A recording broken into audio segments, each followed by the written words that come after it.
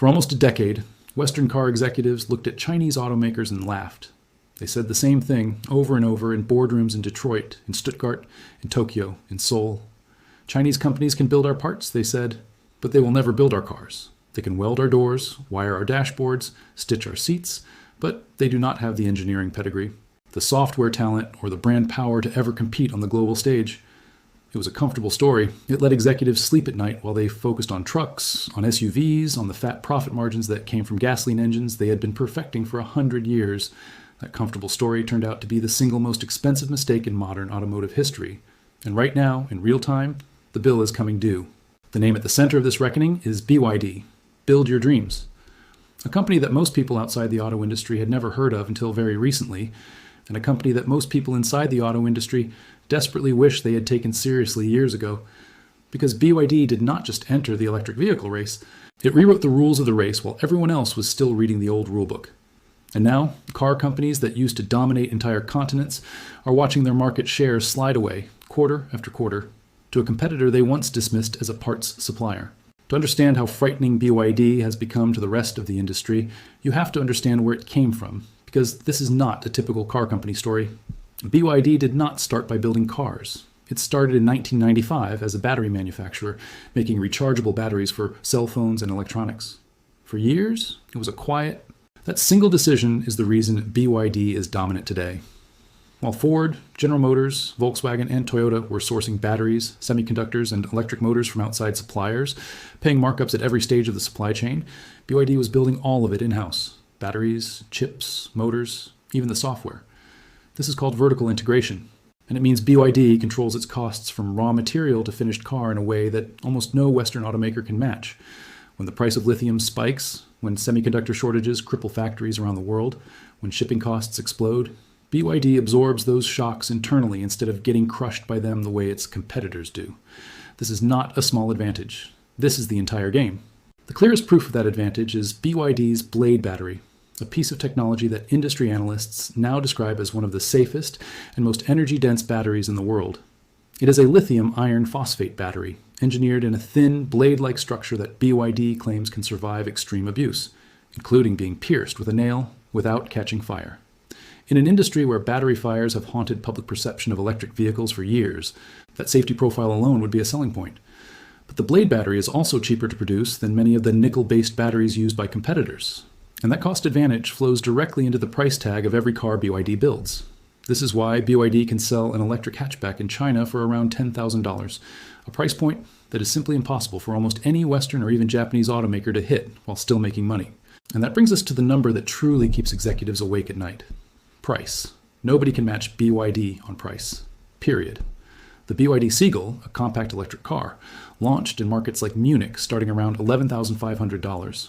The BYD Dolphin sells in the United Kingdom for roughly $33,000, about 30% cheaper than Volkswagen's comparable ID.3 hatchback.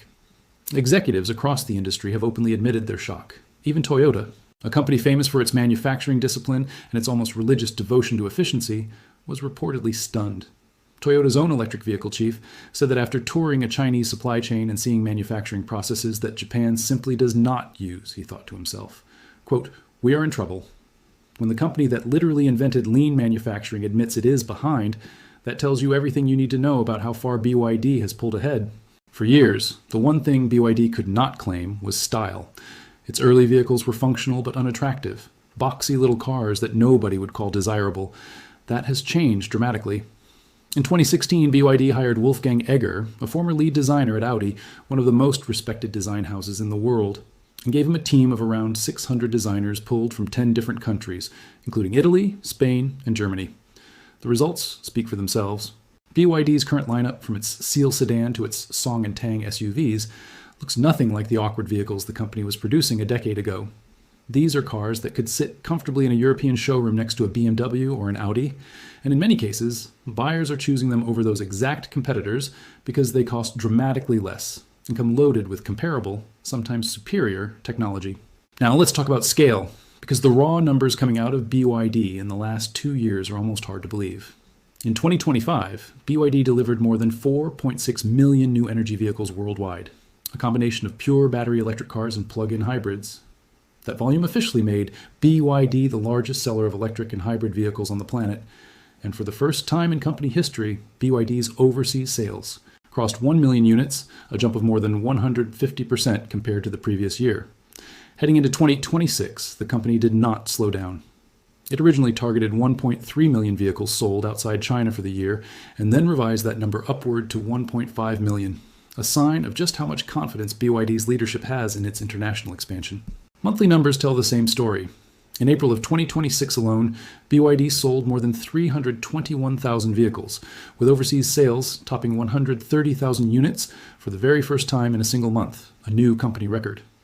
By the early months of 2026, BYD's share of pure battery electric vehicles within its own lineup jumped from around 31% to 50%, meaning the company is rapidly shifting away from hybrids and toward fully electric cars, even as the global electric vehicle market overall grew by roughly 28% year over year.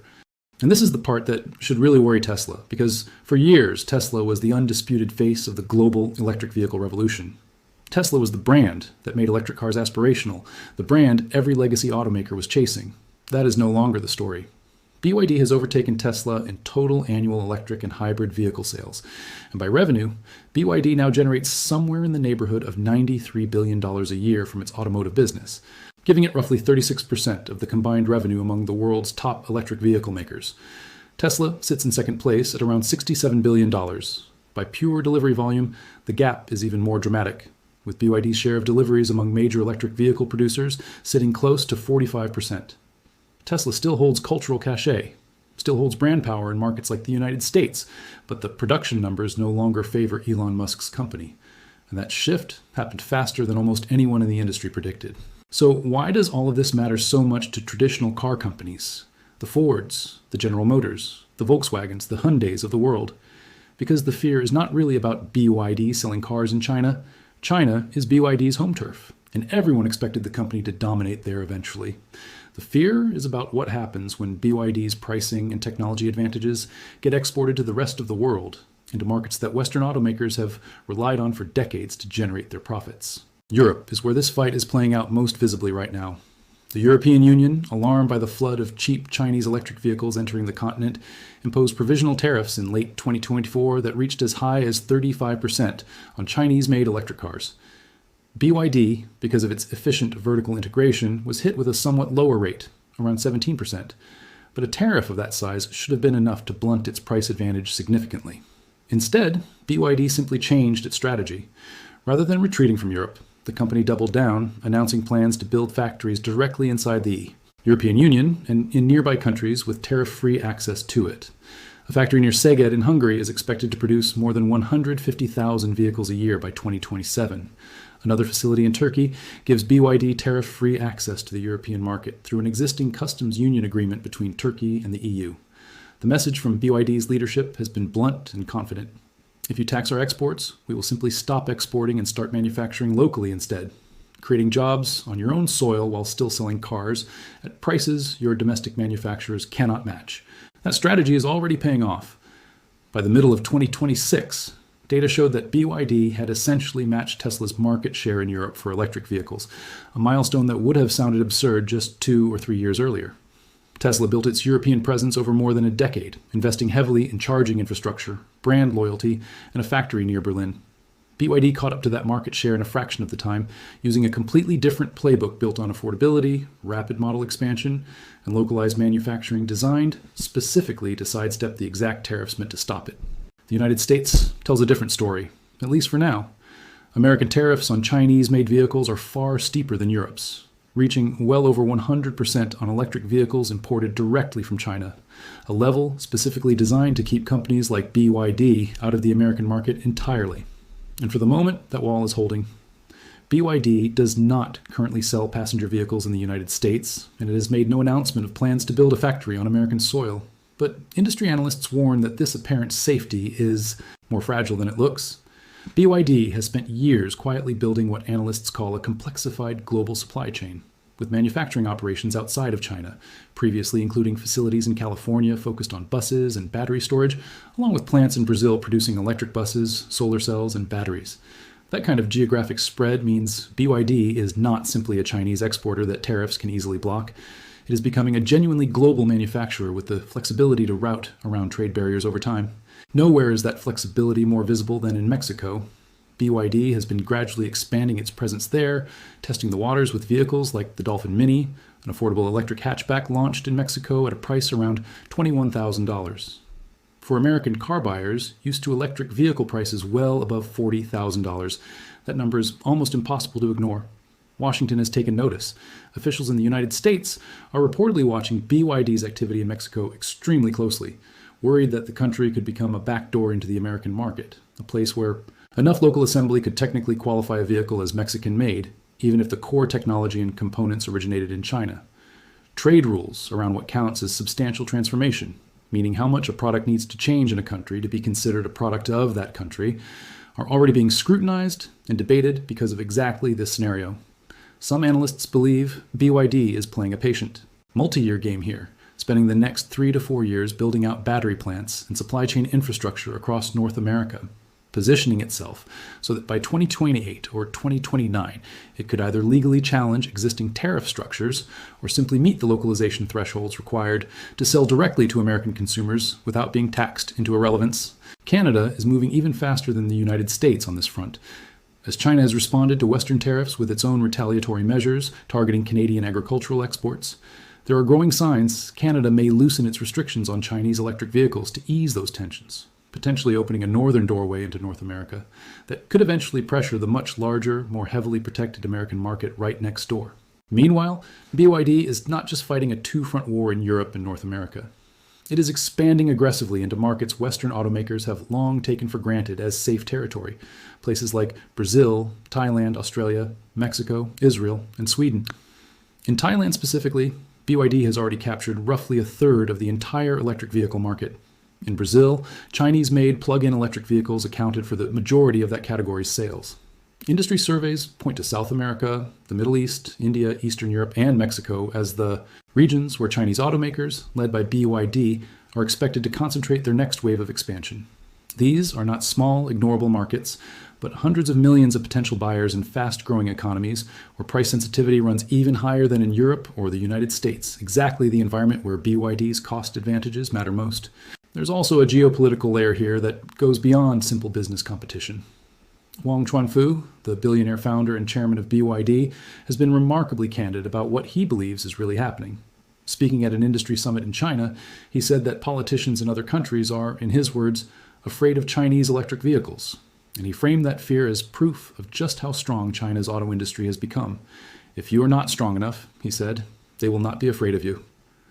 Those comments came right as the European Union was preparing its tariff hikes, and as the United States was quadrupling its own tariffs on Chinese electric vehicle imports to more than 100%. Whether you read Wang's comments as confident marketing or as a genuine geopolitical statement, the underlying point is hard to dispute. Western governments are not just worried about losing sales, they are worried about an entire strategic industry, one that touches manufacturing jobs, battery technology, and supply chain independence, slipping into the hands of a foreign competitor faster than anyone anticipated. This is also why the battery side of this story matters just as much as the car side. Electric vehicles live and die by their batteries, and China's dominance there is even more overwhelming than its dominance in finished cars. Global data on battery installations shows that Chinese companies now account for roughly 73% of the entire global electric vehicle battery market, and with the two largest players, CATL and BYD, controlling more than half of that total. Between them, CATL alone commands over 40% of the global battery market. That means even automakers who are not buying finished cars from China, companies like Ford, General Motors, or Volkswagen, are often still deeply dependent on Chinese battery technology and Chinese battery supply chains to build their own electric vehicles. The competition is not confined to showrooms. It runs through the entire industrial base of the electric vehicle revolution, from the mines that produce lithium and cobalt, to the factories that refine them, to the plants that assemble battery cells, all the way down to the finished car rolling off the line. So how are the legacy automakers actually responding to all of this pressure? The honest answer is unevenly, and in some cases, reluctantly. Ford and General Motors, both of which posted solid profits in recent years, thanks largely to gasoline-powered trucks and SUVs, have publicly acknowledged that they are in the middle of a critical transition period, one that industry analysts describe bluntly as adapt to electric vehicles or eventually die trying. Both companies have talked about the need to compete more aggressively on cost, to rethink their supply chains, and to accelerate electric vehicle development. But transforming a century-old manufacturing giant is slow, expensive, and politically complicated, especially with labor unions, existing dealership networks, and enormous sunk investments in traditional engine technology, all pulling against rapid change.